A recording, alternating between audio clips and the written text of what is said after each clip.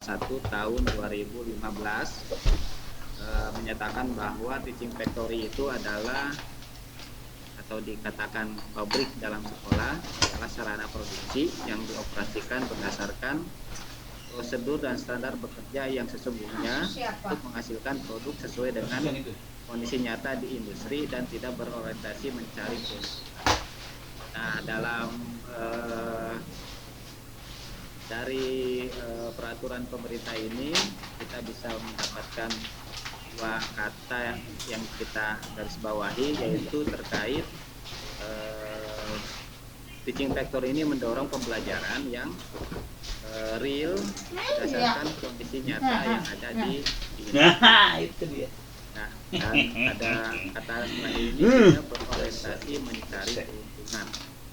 Nah, mungkin ini yang menjadi diskusi nanti bisa menjadi bahan nyaman persepsi. Jadi kalau kita pahami ada teaching factory, ada juga unit produksi. Nah, teaching factory sendiri itu ada dua kata, ada teaching, ada factory. Nah, factory ini yang sama dengan unit produksi. Nah, di factory ini, di unit produksi ini terjadilah bisnis proses di mana di sana akan terjadi keuntungan tersendiri. Nah, kalau yang kata terakhir ini tidak berorientasi mencari keuntungan, nah ini hubungannya dengan teaching, dengan pembelajaran.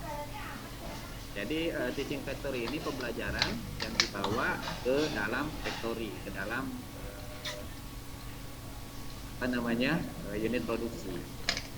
Nah, kalau dengan teachingnya ini, maka hubungannya dengan pelajaran sehingga harus diatur dalam kurikulum. Ini yang mungkin menjadi bahasan kita nanti.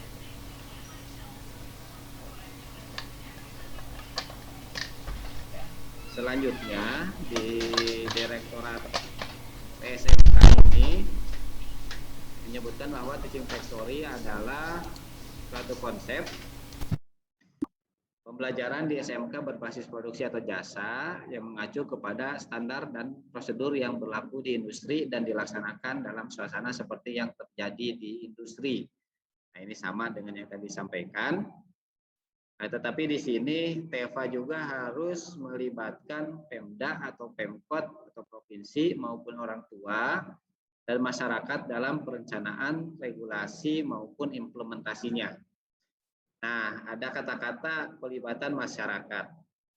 Nah, di sini kesempatannya kemarin Pak Irman juga sudah menyampaikan bahwa di SMKS Cirelai ini berbasis pesantren, di mana kita tahu kalau pesantren sangat dekat dengan masyarakat dan juga siswanya banyak, santrinya banyak juga. Nah, ini bisa menjadi suatu peluang atau keuntungan untuk implementasi dari teaching factory ini. Tapi waktu itu Pak Irman juga menyampaikan sebenarnya teaching factory yang ada di SMK Suryalaya ini sudah berjalan dengan baik karena sudah ada pembelajaran yang dilibatkan dari siswa pada pengelolaan jaringan di SMK-nya sendiri. Ini sudah berjalan seperti itu. Nah, dari sisi teaching factory sudah berjalan. Dari sisi factory banyak unit produksi juga sudah berjalan. Nah, ini sudah sesuai juga dengan konsep yang TEVA yang disampaikan oleh Direktorat SMK. Nah, tapi ini juga ada penjelasan dari Kuswantoro di sini bahwa teaching factory menjadi konsep pembelajaran dalam keadaan yang sesungguhnya untuk menjembatani kesenjangan kompetensi antara pengetahuan yang diberikan sekolah dan kebutuhan dengan pendidikan.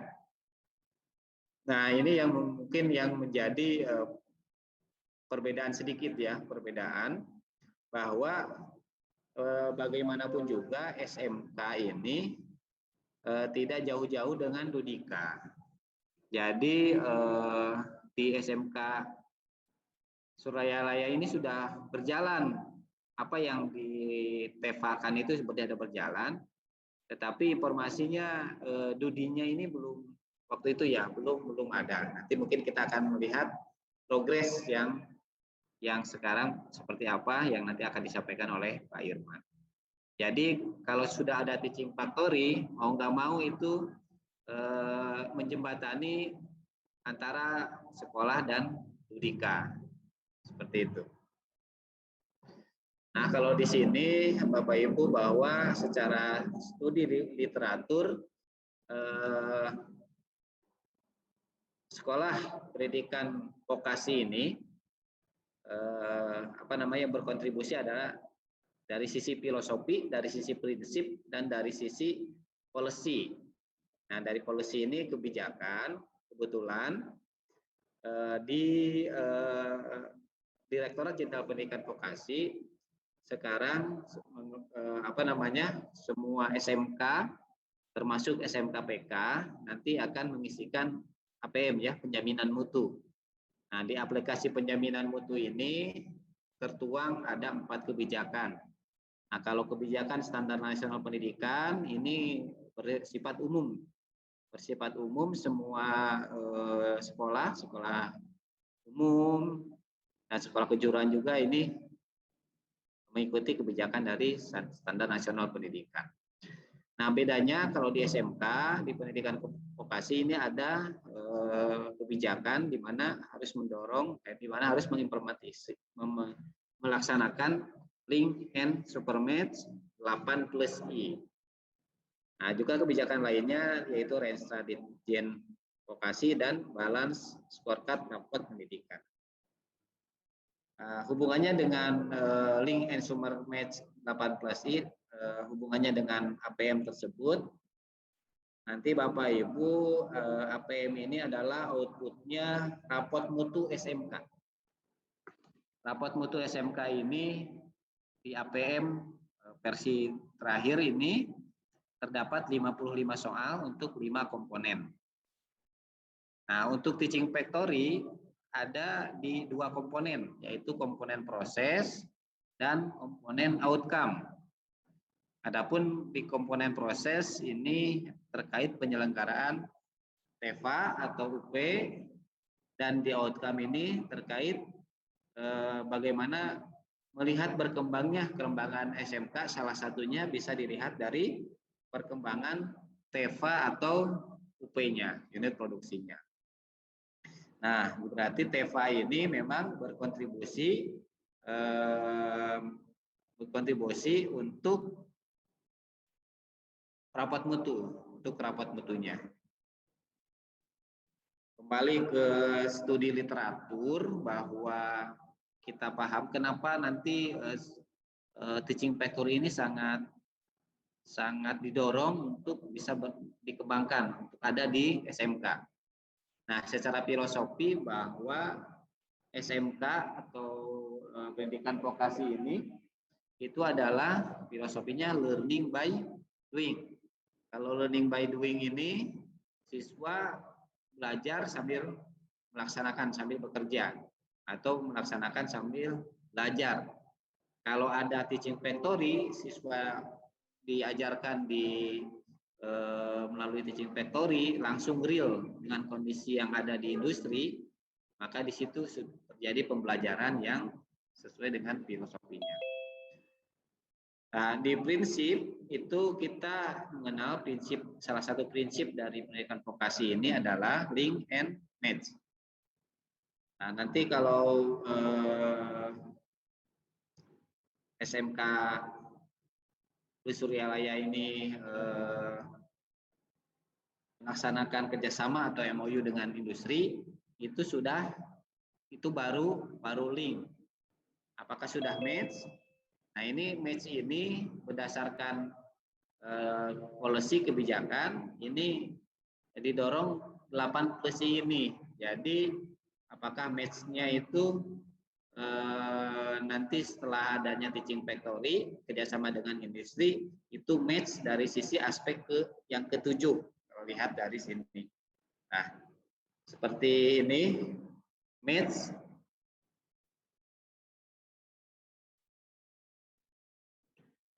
Nah untuk match yang poin nomor 7 tadi, misalkan kita di SMK Surabaya sudah berjalan teaching factory.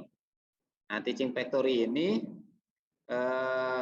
dengan bermitra dengan di industri, maka akan berimbas ke aspek lainnya. Menurut saya akan berimbas ke aspek lainnya. Salah satunya misalkan aspek yang poin nomor 1, kurikulum disusun bersama. Nah, kalau di teaching factory ini sudah punya mitra industri, maka mitra industri tersebut nanti akan menyusun kurikulum secara bersama juga, secara bersama-sama.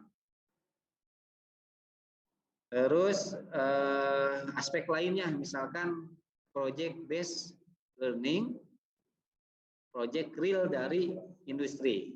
Jadi pada saat TEFA berjalan, model atau pendekatan pembelajaran yang cocok yaitu pembelajaran berbasis project, dan itu real yang ada di dunia industri. Dan yang ketiga ini adalah aspek ketiga juga bisa terjadi kalau di teaching factory ini dudikannya sudah bermitra dengan SMK, sering ke SMK, sambil ke SMK sekalian menjadi guru tamu atau instruktur tamu. Nah itu mungkin yang poin nomor 3 ini bisa ambil juga, termasuk terkait update teknologi dan pelatihan bagi guru atau instruktur. Jadi kalau teaching factory ini berjalan, guru-gurunya itu pasti update di teaching factory-nya tersebut. Yang lainnya ini adalah itu dan lain-lain ya, banyak. Kalau teaching factory berjalan kerjasama dengan industri, industri juga nanti bisa mensupport ya, industri bisa mensupport sampai ada CSR-nya diberikan ke SMK tersebut. Nah ini adalah dorongan dari I-nya ya, lain-lainnya.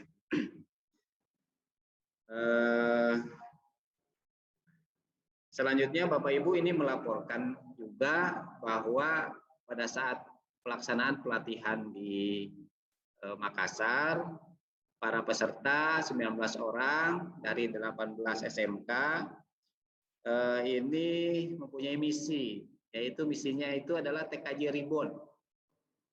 Apa itu TKJ Reborn? Bagaimana ini TKJ ini lahir kembali dengan sesuatu yang baru, sesuatu yang nanti akan menunjang sesuai dengan zamannya, sesuai dengan kondisi saat ini. Nah, didorong dengan revolusi industri 4.0, kita paham bersama ini sudah berjalan, sudah kita menikmati juga ya. Teknologi ataupun aspek kehidupan ini sudah masuk ke dalam genggaman, dalam satu handphone ya. Mau pesan makan tinggal pesan di handphone, datang, pembayaran itu langsung dari handphone juga. Nah ini mungkin yang sudah berjalan. Nah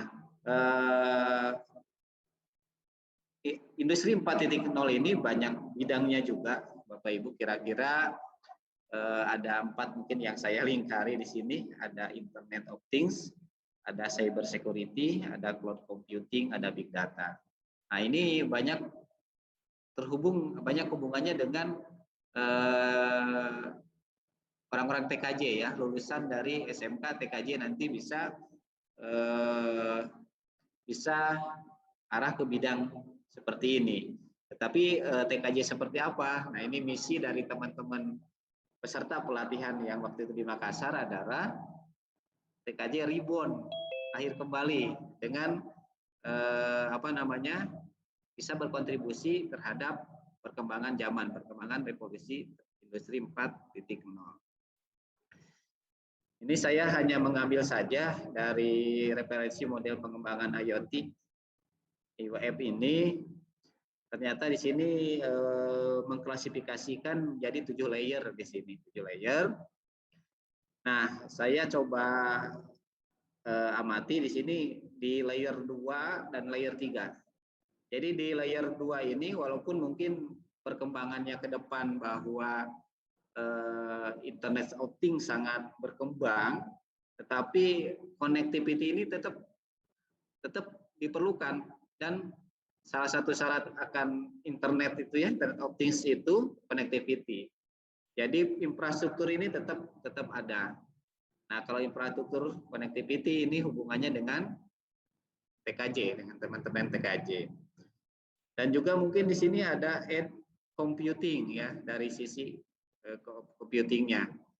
Nah, ada cloud computing, tadi ada fog computing, ada juga edge computing.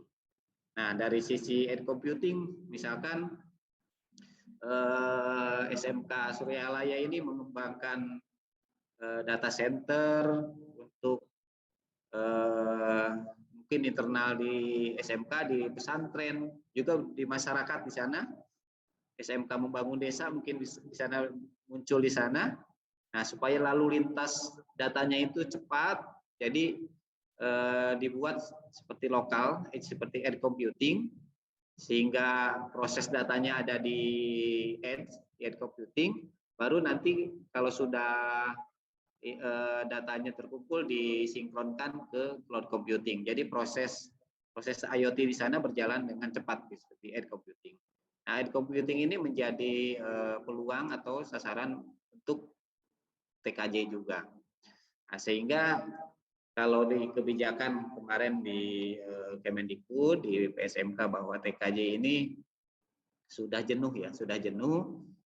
Di Dinas Pendidikan Provinsi Jawa Barat sudah jenuh, kalau boleh nanti membuka program keahlian itu jangan TKJ gitu. Nah, walaupun sudah jenuh, tapi sebenarnya TKJ ini nanti akan berkontribusi terhadap perkembangan zaman ya, dengan adanya revolusi industri 4.0. TKJ ini akan tetap eksis. Nah, kalau TKJ akan tetap eksis, itu berarti yang tadi misi dari TKJ Reborn, dari teman-teman peserta pelatihan ini mempunyai misi seperti ini. Nah, mungkin kalau ini adalah bisnis proses di internet service provider, ada service, ada produk.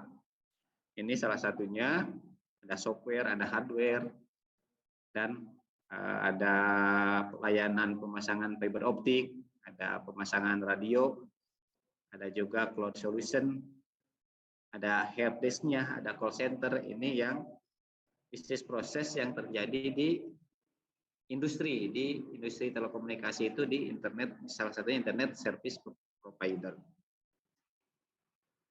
Nah, kalau dibawa ke SMK, misalkan menjadi teaching factory, ini mungkin salah satu contoh saja, bisa berkembang. Ini asalnya kalau di industri itu ISP. Nah, di sekolah dibuat teaching factory itu dengan miniatur ISP atau mini ESP. Nah, nanti mini ESP berjalan, nanti terjadi teaching factory di sana. Siswa ini bisa pembelajaran bisa menjadi sebagai network engineer. Jadi bagaimana siswa ini nanti mengkonfigurasi, setting jaringan, dan lain-lainnya. Ataupun mungkin di teaching factory-nya itu, kalau ada klien di sana memasang antena, terus survei jaringan di tempat yang akan dipasang jaringan. Nah, itu jadi sebagai field engineer. Nah, nanti output semua itu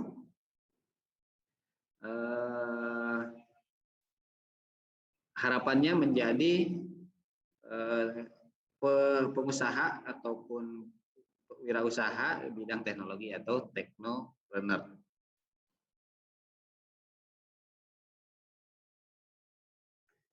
Nah, nanti misalkan tadi miniatur SP atau mini SP yang ada di SMK.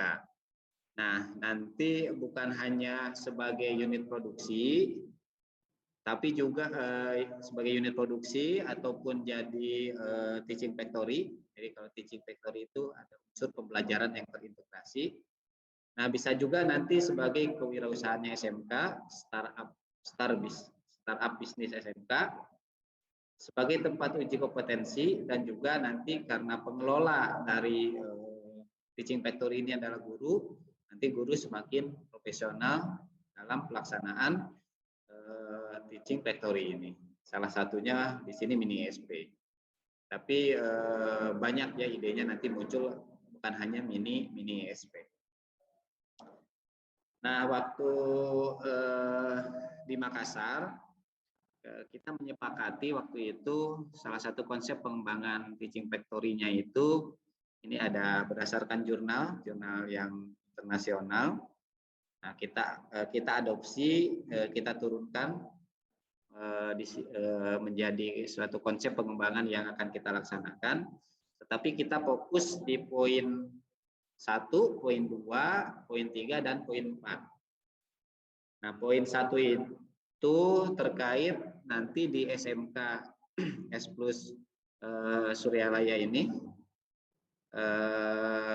produk atau jasa yang mau dijadikan teaching factory, keunggulannya apa?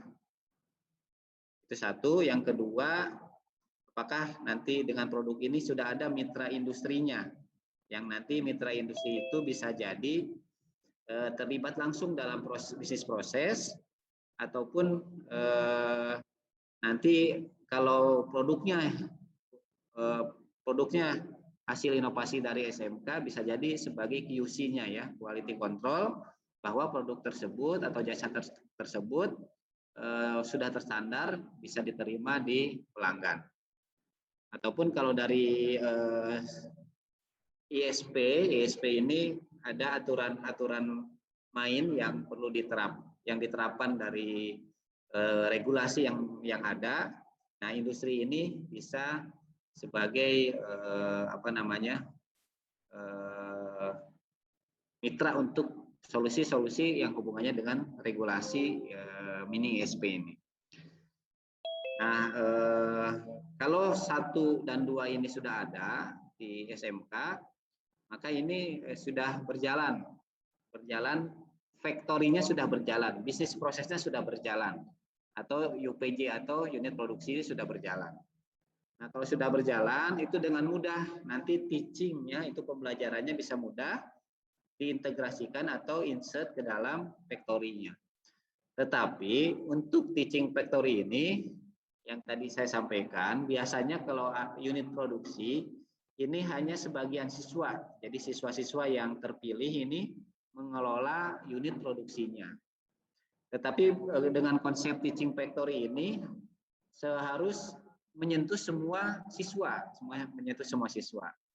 Sehingga karena teaching-nya ini akan terintegrasi ke factory, maka kita akan susun juga terkait kurikulum operasional teaching factory-nya tersebut. Nah, di sini poin nomor 3 kita menyusun kurikulum. Nah, kurikulum seperti apa yang bisa mendukung terlaksananya teaching factory? Ya, mungkin kita membahas dari struktur kurikulumnya yang mendukung, juga penjadwalannya. Mungkin kita mengenal dengan penjadwalan sistem blok. Informasi Pak Irman memang di SMK Suraya ini sudah sistem blok, dan ini sangat mendukung nanti untuk pelaksanaan teaching factory ini. Nah, kalau ada keempat ini terkait research and development. 1, 2, 3 ini sudah berjalan dengan baik. Nanti ke depannya itu pengembangannya itu ada riset, ada dan develop. Harapannya nanti ada inovasi yang muncul lagi. produk atau jasa yang baru sehingga nanti akan diproses di teaching factory lagi. Jadi teaching factory ini akan berkembang bukan hanya satu produk, dua produk, tiga produk gitu misalkan. Jadi ini akan berkembang terus. Ini yang kita sepakati waktu di Makassar terkait konsep pengembangan teaching factory-nya. Sehingga waktu di Makassar ini kita munculkan burning issues-nya ini atau rumusan masalahnya ini di SMK. Apakah yang pertama, apakah produk atau jasa yang menjadi keunggulan saat ini? Yang kedua, apakah sudah mempunyai mitra industrinya? Yang ketiga, apakah sudah menyusun kurikulum operasional teaching factory-nya? Nah, yang keempat, bagaimana mengembangkan teaching factory-nya tersebut? Nah, ini ada rumusan masalahnya. Kita fokus di 3 dulu waktu di Makassar. Ya, adapun ini ide-ide yang muncul dari Bapak Ibu guru peserta waktu itu, ada produk yang dinamakan IT Solution. Ini hubungannya dengan perbaikan komputer, perakitan gitu ya, perbaikan handphone dan lain-lain. Ada juga ide terkait produknya itu yang akan dimunculkan adalah mini ISP. Dan juga ada juga mini data center. Ini yang mungkin ide-ide dari Bapak Ibu guru peserta waktu di Makassar. Nah, selanjutnya terkait mitra industri. Mitra industri ya tadi misalkan untuk ISP ini apa namanya, untuk mini ISP, mitra industri adalah ISP yang ada, baik ISP lokal, ISP nasional, atau mungkin perusahaan besar bisa menjadi mitra industrinya. Nah, waktu itu untuk pencapaian unit kompetensinya bisa juga bekerja sama bermitra dengan Mikrotik, di mana Mikrotik sudah mempunyai Mikrotik Akademi, sudah bisa apa namanya, siswa akademi juga. Dari sisi kurikulum, waktu di Makassar kita juga sudah menyusun struktur kurikulumnya. Ini tapi struktur kurikulum yang masih general waktu itu, karena kita mensimulasikan, kita di kesepakatan bersama ada 18 SMK. Tetapi mungkin pada kesempatan ini nanti kita akan lebih membahas juga struktur kurikulum yang konteksnya di SMKS Suryalaya ini.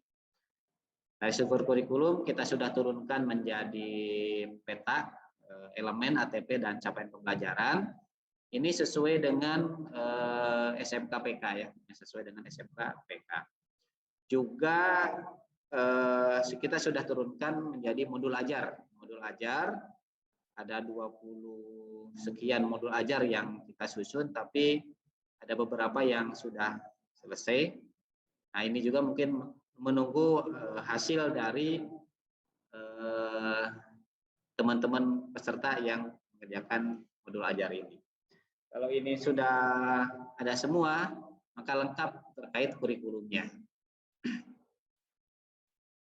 Nah, selanjutnya Bapak Ibu, di kesempatan ini mungkin nanti kita akan banyak berdiskusi. Intinya kalau dari kami, dari Balai, kita akan membuat suatu rencana tindak lanjut ataupun tindak lanjut yang hasil pelatihan ini jangka pendek. Jangka pendek ini sampai November ini mungkin bisa selesai. Nah, ini jangka pendek ini adalah nanti kita menyusun suatu naskah akademik. Naskah akademik ini kita sudah susun waktu itu di Makassar. Bab 1, bab 2 kita sudah susun, bab 3 juga sudah.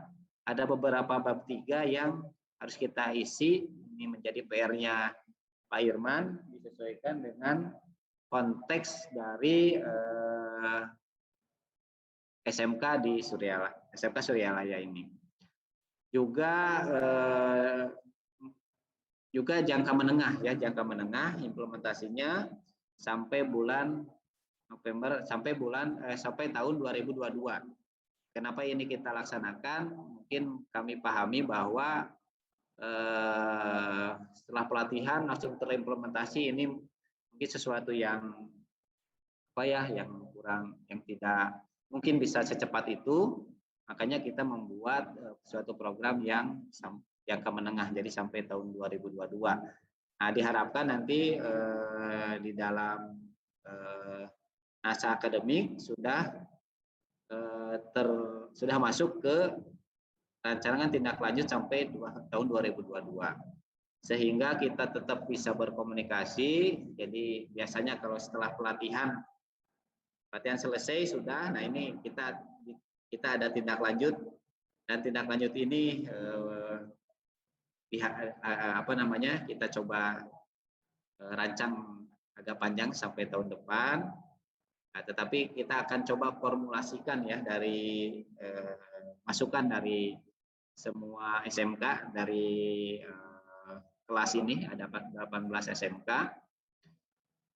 Seperti apa tindak lanjutnya, nanti ada program-program yang sama gitu ya, ada kegiatan yang sama, kita bisa coba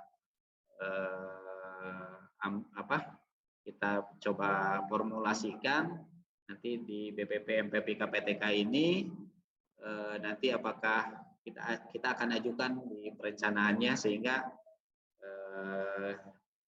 pelatihan ini tidak selesai ya di sini, tapi target sampai tahun 2002 seperti apa, mudah-mudahan bisa terimplementasi teaching factory ini. Nah, kira-kira mungkin Bapak Ibu itu sebagai pengantar dulu. Mohon maaf tadi pengantarnya agak panjang, kita mulai dari konsep dulu dari awal kebijakan dan lain-lainnya. Tapi di kesempatan siang ini kita akan berdiskusinya lebih ke konteks SMK Suryalaya, nanti pengembangan implementasinya seperti apa. Jadi mungkin setelah pengantar ini, nanti waktu dan kesempatan saya berikan kepada Pak Irman untuk menjelaskan dan lebih bisa berdiskusi lebih dalam lagi. Oke, itu saja dulu pengantar dari saya. Untuk itu selanjutnya saya serahkan ke Pak Irman untuk menjelaskan rencana ataupun tindak lanjut ataupun yang sudah berjalan di SMKS Suryalaya ini. Silakan Pak Irman. Terima kasih Pak Yofi. Assalamualaikum warahmatullahi wabarakatuh. Terima kasih pada para peserta, khususnya guru-guru TKJ yang sudah hadir di SMK Suryalaya. Sebelumnya saya perkenalkan, di sini yang hadir dari SMK Suryalaya, selain guru produktif ada Pak Dede, ini adalah Waka kurikulum. Waka hubinnya sudah keluar ya. Kebetulan ini Pak Yofi, berbarengan dengan acara ini kita di sebelah itu sedang ada acara penutupan gitu. Saya berbagi tugas, saya jumitnya ada beberapa wakaset yang mengikuti acara penutupan dengan pendamping. Selain itu juga terima kasih dari pihak industri ada Pak Ono, Pak Purbo, dan Pak Dadang. Sebenarnya kita mengundang industri ada 3, Pak. Yang satu PT IDN ternyata ada halangan. Yang kedua PT LEN Bandung. Kemarin si konfirmasinya mau hadir, tapi ternyata tidak